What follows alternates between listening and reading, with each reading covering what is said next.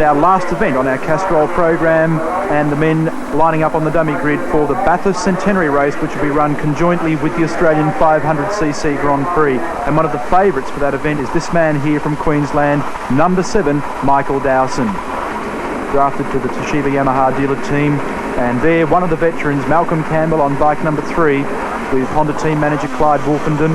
Mixed in amongst this field, incidentally, there's also some 250s which can participate in the 500cc part of the Grand Prix. And there is Greg Pretty on bike number 64. Stuart Vant on the Heron Honeycomb Suzuki. 64 Pretty.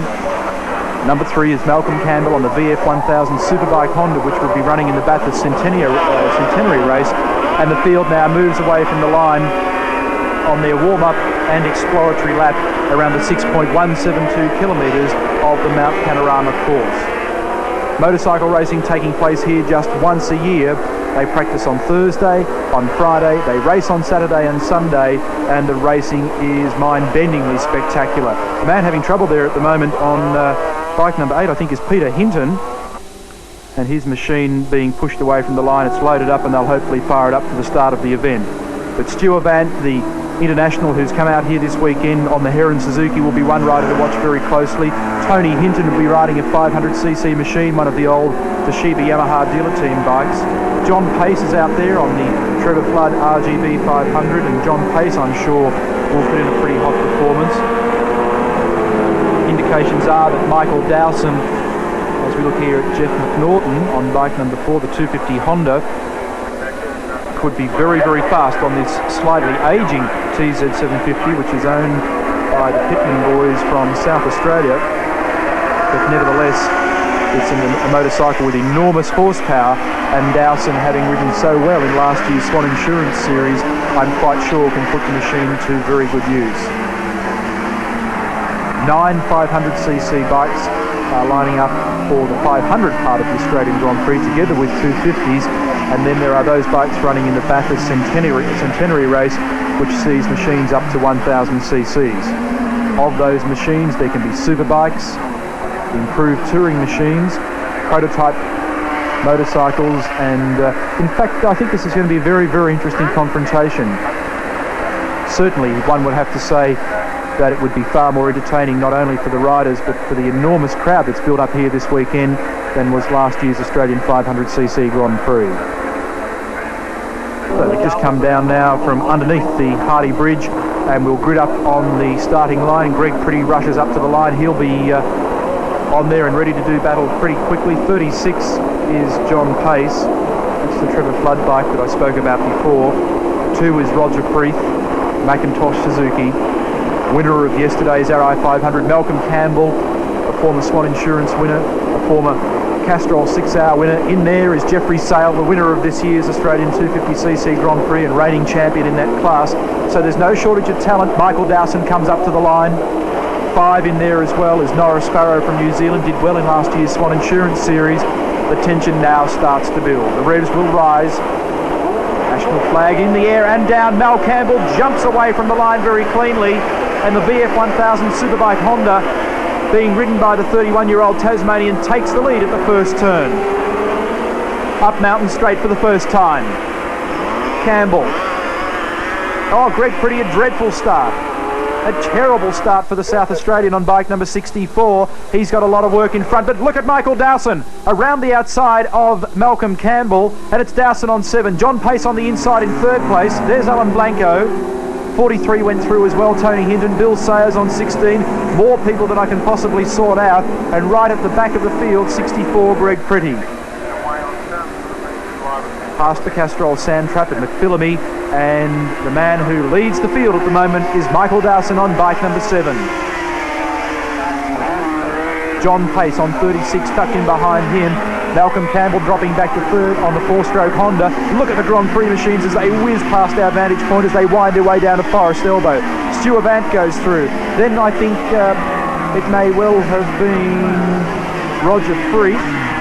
Very hard to pick him up in 4th as 66 comes coasting down the mountain. That's Greg Drew on a 350 over the humps. Coming round now to end their first of 15 laps, and Michael Dowson, you can see around about half a second the gap, as they come across the start-finish line. There's Malcolm Campbell back in third, Stuart Vant behind him. Indeed it is. Should I say... may well be Norris Farrow in actual fact. I was going to say that it was Roger Prix, but I think it's Norris Farrow who's up there in fifth at the moment, and if that's the case, that's a stunning performance from him. Across the first of the humps in Mountain Straight. The track drops away, it's got a number of undulations on the way up. And the field very much stronger this year than it was last year, and bear in mind, as I said before, 2 races within a race here. Up to the left-hander. Malcolm Campbell, Stuart Vant. There's Farrow. Behind him on 2. There's Roger Prix. Robert Holden in there as well on bike number 1.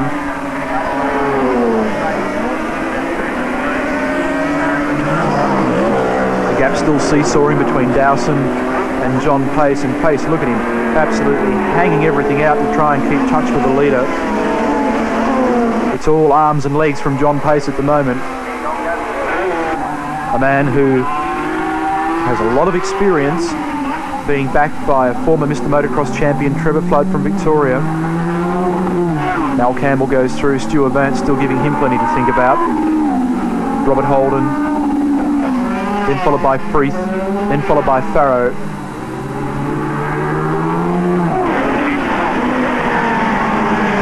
Down towards the bottom of the straight again. Speed trap readings coming through on these machines at around about 255, 260 kilometres an hour. And the particularly interesting thing is that it looks like for the first time in a very long while, a TZ750 Yamaha will go around the Mount Panorama course even faster than it did back in 1976, nearly 10 years ago, at the hands of Warren Willing, when he recorded a time of 2 minutes 15.68. Stuart Vant has now got through to third, and Malcolm Campbell back to fourth. Robert Holden on bike number 1, very fast Kiwi. Norris Farrow has come through on 5, and I'm very, very surprised to see Roger Prix dropping back on bike number 2. We had a glimpse there of Tony Hinton before as well on bike number 43. Now we start to get in amongst some of the 250s. Bill Sayers on 16, Steve Mappison. Also in there was McNaughton. Here's Pretty working his way through the field after that dreadful start on bike 64. Jeffrey Sale also went through a few moments ago.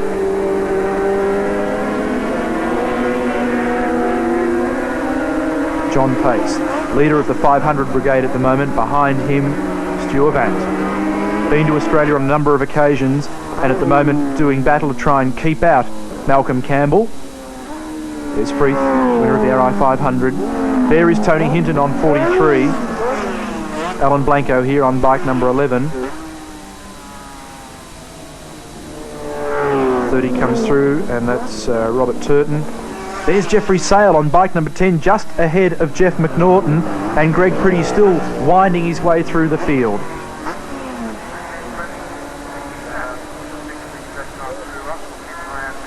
McPhillamy. John Pace on 36, still with some gap. There is the gap to Michael Dowson. And the news comes through that in actual fact, Michael Dowson has gone around quicker on the 750.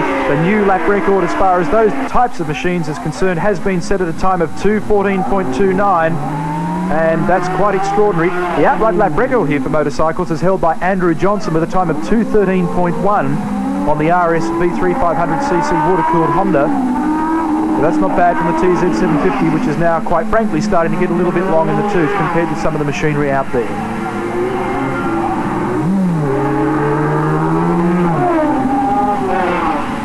Turton goes through from Queensland on 30. Then this enormous scrap for the miners. Look at the mixture of machinery. TZ750s, TZ350s, improved production bikes, a bit of everything out there at the moment, as we go back to this confrontation for the lead. The Bathurst Centenary race, with the city of Bathurst celebrating its 100th year, and enthusiasts celebrating a magnificent dice at the moment because John Pace has gone through and Michael Dowson now back in second. So the Trevor Flood Racing TZ500 machine now leads the field. And towards Hill Corner. left-hander. See that gap now from second to third. And there is a Bant in third. Malcolm Campbell in fourth on number 3. Oh, the back end of the Honda really starting to carry on a treat. Up to the cut. Dowson again, back in touch. 1.5 bike lengths. And is it Dowson? We can't quite see pace. Yes, Dowson on his own. And Dowson has gone through and lapped Bill Sayers on the 250. That gives you some indication of just how quick these machines are. Well, are we missing John Wood, or has he just dropped back? The ambulance on the course here, so there must be a problem somewhere on the circuit. In fact, there must be somebody in real strife if the ambulance has actually gone out. So the flag's being displayed. You can see the yellow. Yes, there's been a problem at Forest Elbow, I would suggest. Well, the puzzling question is, where on earth is John Pace? The leader at the moment, Dowson. To the best of my ability, I think that he's got it pretty comfortably at the moment, as far as I can pick it. So Dowson on 7. And Dowson goes through and takes a checkered flag. And confirmation comes through for the 500 Grand Prix. The winner, Tony Hinton. Second went to Jeff Sale. And third, surprisingly, on the Honda went to Jeff McNaughton. And for the Bathurst Centenary race, the placings as follows. After 15 laps, Michael Dowson the winner. Second went to Malcolm Campbell. Third to Norris Farrow. The news came through that Pace went down in Forest Elbow and has heard